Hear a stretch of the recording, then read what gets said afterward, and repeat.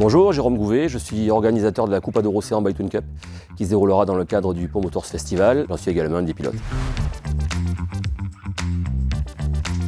Pour trois raisons. La première, parce que la Coupe d'Océan est une vieille épreuve traditionnelle du Grand Prix de Pau. Il paraissait important pour le retour du Grand Prix qu'elle soit présente. La deuxième, parce que la Coupe d'Océan, c'est la seule épreuve qui permet à pratiquement une cinquantaine de pilotes locaux de s'exprimer dans le cadre d'un meeting professionnel comme celui du Grand Prix de Pau. Et ça, c'est un honneur dont nous mesurons la portée. Et puis la troisième, parce que nous roulons au profit d'associations caritatives qui œuvrent sur le territoire. Et il était très important pour nous de mettre un coup de projecteur sur leur action à travers le Grand Prix.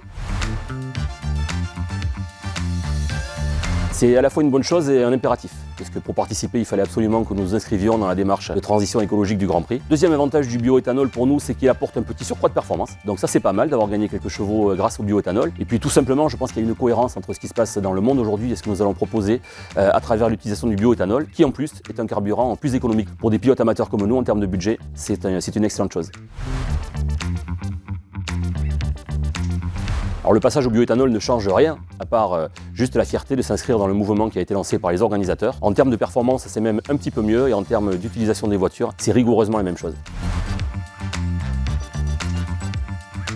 Ce clin d'œil à l'histoire, parce que la Coupe d'Océan, c'est une histoire intergénérationnelle. C'est de la Madeleine de Proust de beaucoup des spectateurs du Grand Prix de Pau, j'en fais partie. Et donc c'est ainsi qu'on a souhaité effectivement créer un lien entre le passé et le présent de la Coupe d'Océan, bien vivante aujourd'hui. Chaque pilote d'aujourd'hui a choisi, parmi les pilotes qui les ont fait rêver dans les années 60 et 70, celui dont il portera le nom sur sa voiture et qui l'honorera. C'est une espèce de transmission, de filiation à laquelle nous sommes très attachés. L'histoire, c'est important pour le Grand Prix de Pau et pour la Coupe d'Océan.